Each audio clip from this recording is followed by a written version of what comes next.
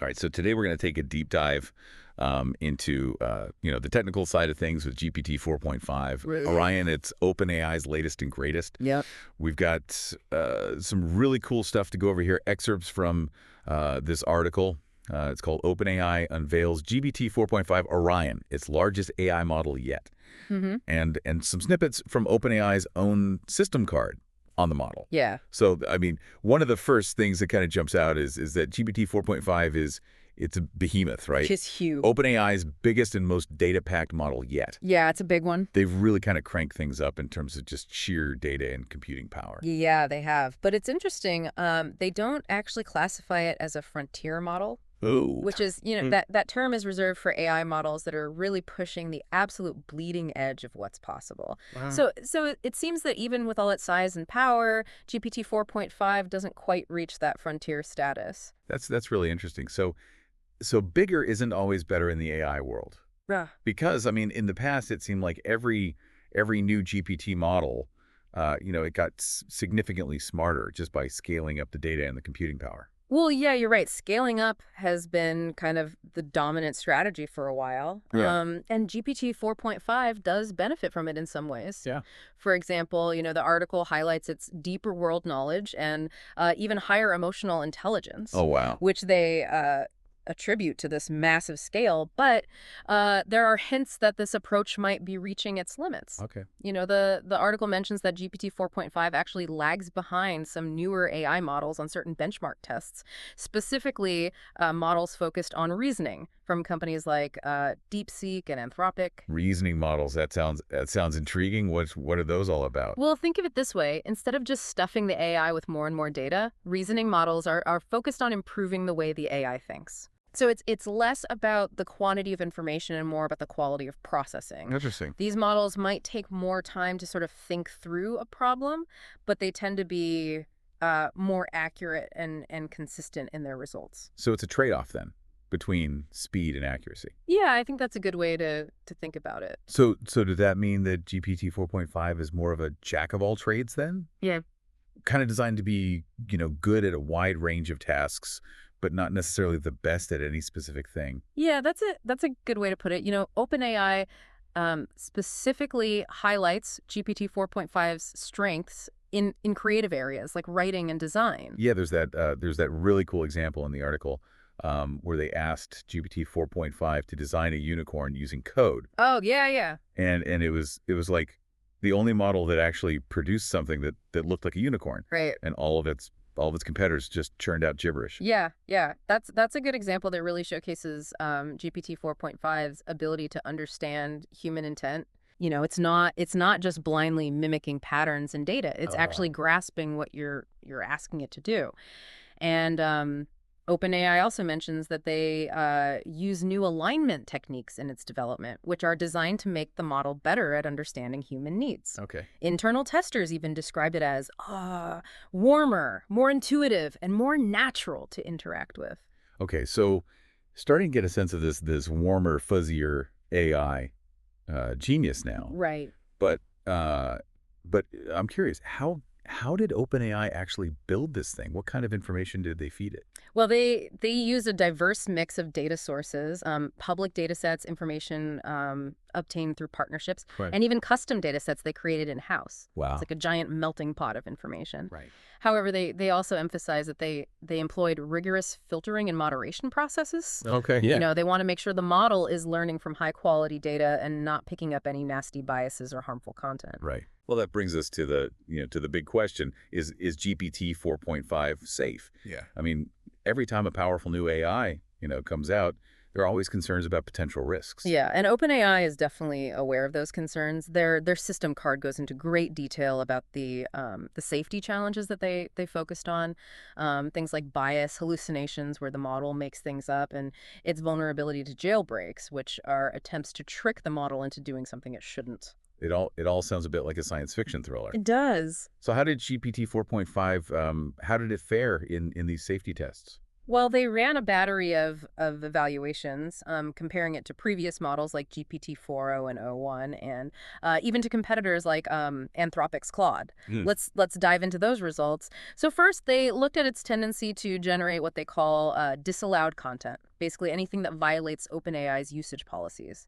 This could be anything from hate speech to instructions on how to build something dangerous. Definitely not the kind of content we want our AIs producing.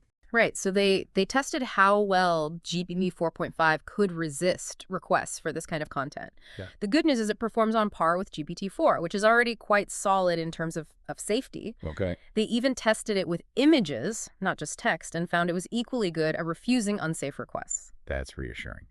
But what about those jailbreaks that you mentioned?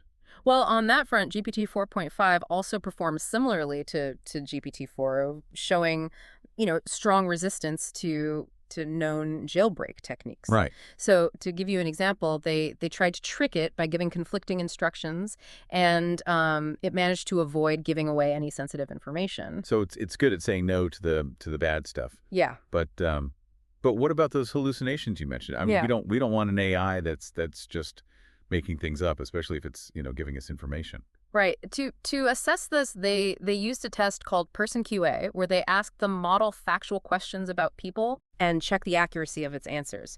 And again, GPT 4.5 did quite well, hallucinating less often than previous models. Okay, that's good to hear. Wait, the article mentions that it's really expensive to run, though. Yes. Like really expensive. Yes, that's a significant factor. OpenAI is actually unsure if they'll be able to keep it available through their API in the long term because of the cost. Wow. Just to give you an idea, developers would have to pay like a lot more for GPT 4.5's output compared to, say, GPT-4o. So this is like the luxury car of AI models. Yeah, you could say that. But it's not all about the bottom line. Right. Yeah. I mean, OpenAI is emphasizing that GPT 4.5 is much better at understanding human intent, even in areas that are hard to measure with those traditional benchmark tests. Absolutely. And this might point to a shift in how we think about AI development. Okay. The fact that GPT 4.5, despite its massive size, has these limitations could indicate that simply scaling up isn't the only path to building, better AI. So are we at a turning point in AI then? Yeah. Is bigger no longer always better? It's certainly a possibility, and that's what makes these reasoning models so fascinating. Mm-hmm. They represent a fundamentally different approach. Right. OpenAI is even planning to merge their GPT models with their O series of reasoning models in the future, Oh, wow. starting with GPT-5. GPT-5. Now that sounds like a deep dive for another day. Yeah. But first, let's finish unpacking GPT 4.5. We've covered, safety, performance. Yeah. What about its real world potential? What can this thing actually do? Well, that's what OpenAI's preparedness framework evaluations are all about. Okay. They tested GPT 4.5 in areas like cybersecurity, chemical and biological threat creation, persuasion, and even model autonomy, the ability of the AI to act independently. Oh, model autonomy. That sounds straight out of science fiction. It does, doesn't it? Are we talking about like AI becoming self-aware here? Not quite self-aware, but Right. they are looking at the AI's, potential to act on its own without human input. Right. And the results of these tests are quite interesting. Okay. For example, they found that GPT 4.5 can actually assist experts in planning how to reproduce a known biological threat. Whoa, that's a bit unnerving. Are they saying that this AI could be used for something like bioterrorism? No, not exactly. They emphasize that the risk here is limited because, these experts already have significant knowledge in this area. Okay. But it does show that the AI possesses a certain level of understanding in these complex domains. Okay. That's a lot to process. So far, we've learned that GPT 4.5 is a powerful but pricey model, good at a variety of tasks and with promising safety results. Yeah. But it also seems to have potential for misuse in the wrong hands, especially based on those preparedness framework evaluations. Exactly. And that leads us to another interesting finding. GPT 4.5's capabilities in persuasion. Persuasion? Like, can it convince me to buy that new gadget I've had my eye on? Well, it might be capable of more than that. Okay. You know, they tested GPT 4.5 in a couple of interesting scenarios. One involved trying to manipulate another AI to donate money. Oh, wow. And the other involved tricking an AI into saying a specific code word. And surprisingly, GPT 4.5 was quite good at it. So this AI is a smooth talker, huh? I can definitely see why they're concerned about its potential for misuse. It's definitely a factor to consider. All right. Before we get too carried away with the potential downsides here, let's get back to some of the more practical applications. Yeah. They mentioned cybersecurity, right? Yeah. How did GPT 4.5 perform in that area? Well, they put it through its paces using a range of cybersecurity challenges from high school level to professional level. Okay. And while it demonstrated some skill, especially at the lower levels, it wasn't quite ready to replace human experts. Mm-hmm. They concluded that GPT 4.5 doesn't pose a medium risk in terms of, cybersecurity threats. Okay. At least not yet. Okay, so no Skynet situation just yet. Right. That's good to know. But they also tested model autonomy, right? Yeah. What did they find there? Right. That's where they really delve into the AI's potential to act on its own. Mm. They tested things like its ability to acquire resources, improve itself, Yeah. and even escape from its digital confines. Escape, like break out of the computer and into the real world. Not quite that dramatic. Okay. But they did test whether GPT 4.5 could figure out how to access the internet, Okay. download files, Yeah. and essentially expand its influence beyond its intended boundaries. And the results were kind of a mixed bag. So it's not quite ready to take over the world. Not yet.